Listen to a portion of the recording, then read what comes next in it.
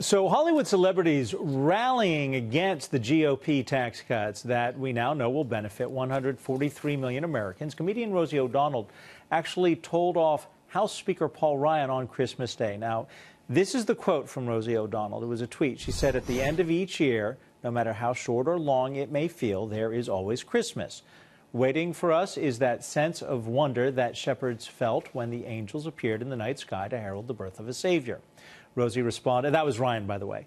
Rosie responded to the positive holiday tweet from Paul Ryan saying, "Paul Ryan, don't talk about Jesus after what you just did to our nation. You will go straight to hell. You screwed up, fake altar boy. Hashtag Judas much." The Weekly Standard's Fred Barnes joins us with his reaction. And Fred, I think, you know, you and I may be from a different generation. The language, that tweet from Rosie O'Donnell seems really over the top and inappropriate. And there are things about Rosie O'Donnell that a lot of people love, but this is really beyond the pale. Well, I think so. And you left out a little bit as well. Or maybe that was a tweet with somebody else, Ben Shapiro. But anyway, look, I've thought for a long time Donald Trump makes people in the resistance, the Democratic resistance, crazy when he succeeds. And he just succeeded with this big tax cut. He's actually, as it turned out, had a pretty good year to, I think, a lot of people's surprise, even mine, with getting all these judges confirmed and the regulations that have been thrown out and a foreign policy that hasn't been the disaster that so many people expected. And it just drives these resistors crazy. You know, it's one thing to protest policy. There are plenty of normal, sane people who disagree with the agenda the country is now pursuing, but to tell somebody to go to hell, I think that just, you know, it is so inappropriate in so many ways. What do you say to someone like Rosie O'Donnell? I'm sure she would defend it. And she did tell Ben Shapiro, she called him a four-letter word, and he then wanted to see if Twitter would enforce its threat policies and vulgarity policies, and apparently they won't, because they won't remove that tweet. But she insulted him, called him a four-letter word. I mean, why does she get away with that? Well, she's Rosie O'Donnell. I mean, look, there's only one group of people that can stop her from getting this spread, what she tweets, spread all around the country, and that's the news media. But the news media has decided some time ago that she is a newsmaker.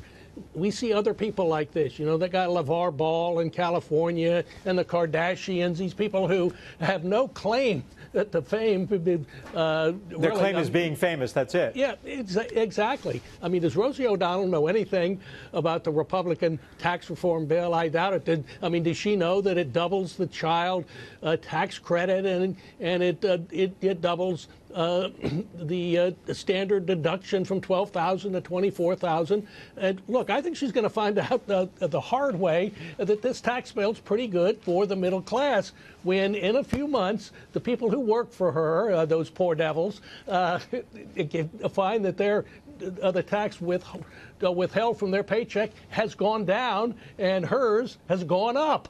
Yeah. I'm going to move on to another topic. Comedic writer and director Judd Apatow saying earlier this year, when you give rich people tax cuts, they don't hire tons of people. With that money, they build better robots.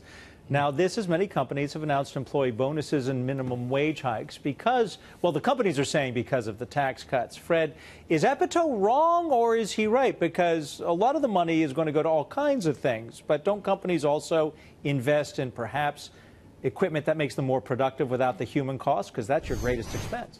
Yeah, of course they invest in that. You know, one of the complaints I've heard that is that, oh, this money was there all the time. Why weren't they already spreading it around their employees? Well, look, this is why we have tax cuts and tax reform, to offer these companies an incentive to spread the money around, including with their workers. And that's what's happened with a lot of these big companies. Fred, did you hear that Comcast is giving its employees a $1,000 bonus?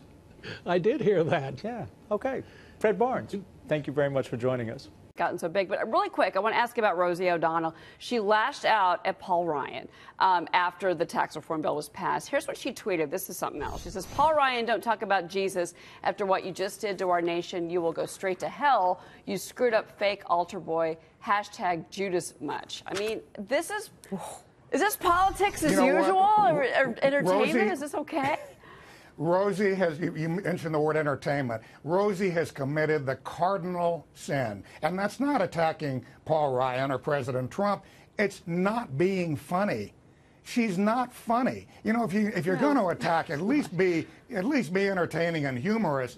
And you know what? The more people like Rosie O'Donnell do that and it gets attention, the more it reminds regular Americans, mainstream Americans, even some that didn't vote for Donald Trump or maybe are not big Trump supporters, just how loony the left has become, how disconnected from reality they have become. And, you know, we have Bernie Sanders, who and his wife are being investigated by the FBI. You know, we've got, the Democrats have their own problems here. And I think that's why, again, as I said earlier, President Trump needs to really push these midterm elections. He needs to remind people that there are people that are in the establishment, and not all Democrats, some of them are Republicans, unfortunately, I think he will. that are trying to discredit his administration, that want him deposed from office, and they had better turn out to vote, because if we have a Democratic House, and certainly a Democratic House and Senate, we're looking at impeachment. Lee, I could talk to you all morning. We're looking at impeachment being used as a political weapon. I'm up against a hard break. I could talk to you all morning. Thank you for coming on the show. It was great. Lee Speakerman. Always a pleasure, Cheryl. Thank you.